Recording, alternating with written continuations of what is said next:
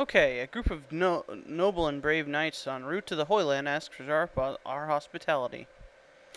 We can go deeper into debt, gain 50 piety, and gain the trait amiable. Or I can say you are too many, get hostile, lose zealous, lose some piety, and lose some prestige. Uh, this is pretty much a no-win situation. I'm going to lose the gold.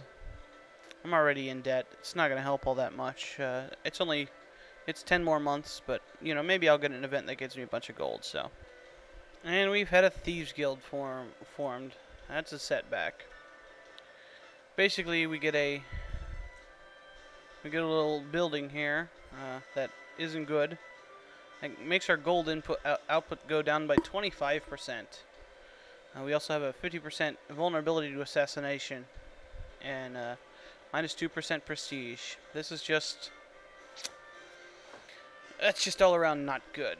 One of the remedies for this is to build a court of justice, which I'm going to do as soon as possible to prevent that. What that does do is give you a minus 10% gold output, but it will prevent those from happening. It is less bad than the Thieves Guild, so it's good to have it. It also has some other side benefits, like increasing the burger loyalty and stuff. So yeah, I'm gonna keep going. Alright, here's our first prosperity event. The period of relative calm and serenity reigns in the province, and this increases the economy. And this is for Leon. And basically we get this modifier, prosperous, which plus 10% gold, plus 2% prestige, and plus 10% pillage effect, which is not something we want. Anyway. Basically this makes us a more lucrative province. It's a good thing. You can also get negative ones if that happens, and I'll kind of show that when it comes up. But this is kind of like a slider thing. It goes from plus 2 to minus 2. So, okay, I don't know what this does, but this is pretty great. Slander of enemies believed. Successful plot. Event vicious slander triggered for Robert Curthose, the Duke of Normandy. Plan a rumor on the enemy. And we basically accused him of being a coward. That's pretty great. My spy master's awesome. Okay, that little bastard came through for us. We do have a claim on there, so yeah. Well, going onward. And this is what we've been waiting for. A crusade. Deus Vult. And the crusade had been called from Rome. Wow. This is really, really hilarious. One of the problems we have is that the kingdom of Hammamid at this moment is quite powerful. It is highly likely that we would not succeed, as you can see. Oh, we actually outnumber him, but because of the transit time, we'd probably lose about a third to one-half of our army to attrition by the time we got to even the shores of North Africa. We gained the trade honest. Not too bad. +1 to diplomacy, -1 intrigue, +1 yearly prestige. Any case, because he's got a lot of vassals, and you know, we kind of want to wait for more people to declare war on him before we take advantage of this. This would be a good opportunity to kind of get an early start on our Crusader kingdom. I didn't kind of expect this to happen because, well, I was actually hoping this didn't happen because North Africa is not a very lucrative place, as you can kind of see, especially where the Hammamids are. I don't even know how they got enough to attack Rome. So, hopefully, we kind of get a bunch of people dogpiling him, and just kind of all we can do is watch. for now. So we may let this one pass because we're just not ready yet. Alright, here's another event that comes up from time to time. A fake complot makes vassals join your cause. We only have one vassal, so this is our husband, and basically he gets a loyalty boost. One thing that also happened while I was paused is our marshal got an illness, which basically, I'll show you what that is. It is a -1 martial, -1 stewardship, -1 diplomacy, -1 intrigue, -2 health, and -5 fertility. So he's not having kids anytime soon, and he's quite likely to die from this. As you can kind of tell from the bottom if you're looking quick enough, a lot of people are declaring war on the kingdom of Hammamid. So basically, once we're out of debt, we're going to do that as well. And basically hope for the best. It's going to be about a year before we're fully out of debt, so we can kind of look forward to that. But it's basically going to make us go deeper into debt. There's really nothing we can do about it. Oh, another prosperity increase. That's good. If things are in a bad state when we're finally ready to do it, we may just pass this one up, because a lot of big people are declaring war. England, you know, people like that. Aha, here we go. A miracle worker offers to heal you. This is for our marshal. So our marshal will be the one paying for it if we do it. We can do, I would gladly pay to have my health restored, which basically he loses 10 gold and has a 75% chance of losing his illness, which is good. We can beg him out of the goodness of your heart, heal me. His prestige goes down because he's a filthy beggar, and he's only a 33% chance of losing the illness. Or he can put his faith in God, and his piety will go up. It's a 50% chance of losing the illness, but he also has a 50% chance of losing the illness and gaining consumption, which means the illness gets worse. We're going to do this one, and he does lose the illness, and now he's in debt, which doesn't matter because he doesn't control anything. Alright, back to the old grind.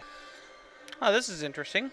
Rumors spread a new realm. The kingdom of Teutonic Order has claimed their reign in lands formerly part of the kingdom of Poland. This is a knightly order. They are basically a bunch of knights and priests that go out to fight the heathens and the heretics and the pagans and all that. The Teutonic Order is specifically one that is on the north coast of the Baltic, or the southern coast of the Baltic, I should say. Usually based in Marienburg, Danzig, or Sambia. I've seen all three of those. I think it's usually in Marienburg.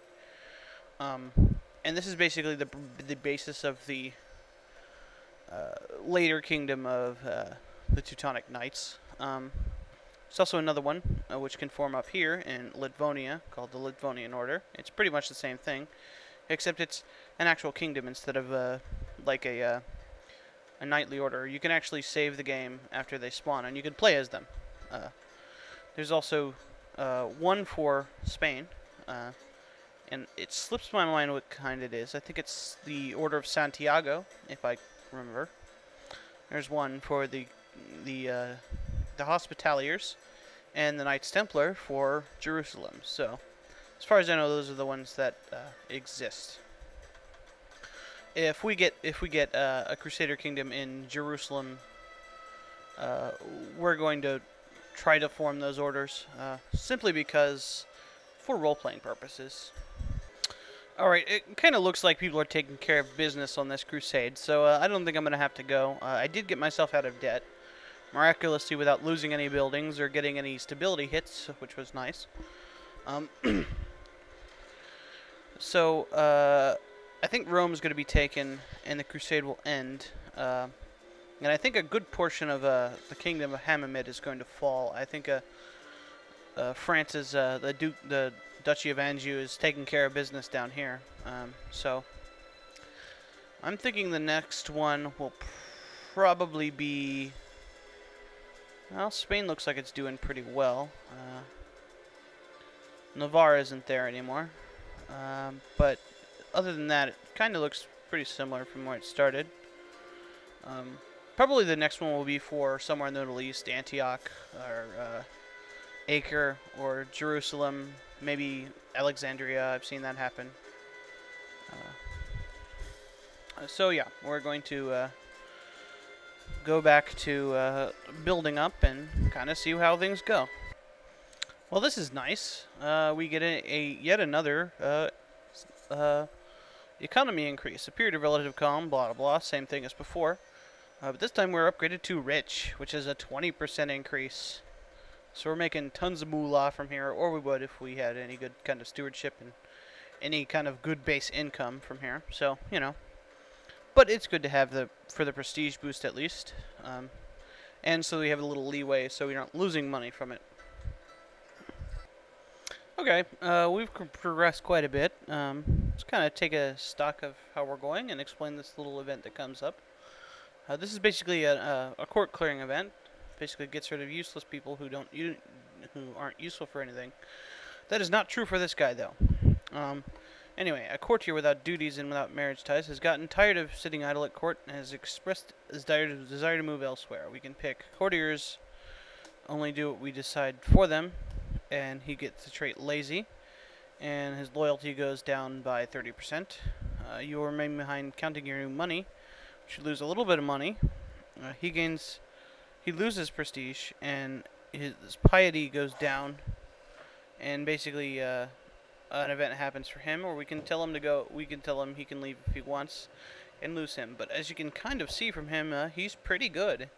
He's really good as a marshal. So we're going to say, no, you only do what we tell you to, and he loses a little bit of his martial ability, but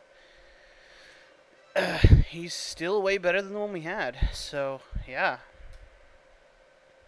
good on him. And he's also got the level 4. Training for martial brilliant strategist, which is really nice. It makes him a very good teacher. I guess I can kind of go over the traits now that has come up. There are 5 types of trainings you can go through, one for each stat. There are the purple ones, which are the intrigue, or not the diplomacy. And like this one is a charismatic negotiator. As you can see below this, there's 3 little dots or something. This denotes that this is a level 3 social or diplomatic training. So that's pretty good for this person. Next is stewardship. We don't actually have a steward that has that ability, but it's yellow, and so we don't have a steward with the stewardship training. As I said, the martial training is red, and it has the swords on it. Next we have the intrigue training, which is this teal color, and it's got like a spider web or some kind of thingy on it, and it's got this guy's a level 3 intricate web weaver. And then we have the ecclesiastical training, which is blue, like I mentioned before. Now, one thing about how you get these is when the child turns 5 years old, you can choose which, and if your child turns 5 and you have the choice of their education, you can determine where they go. For boys, you have the choice of court, the army, or a monastery. And the court and army both have specific things that go through it. The army and the monastery have things that are specific. You can only get the monastic training from going to a monastery to get the ecclesiastical education. And you can only get the martial training from the army training. But the other 3 you get through court training, and it's based on your stats and your relations to the teachers you have and how good the teachers are.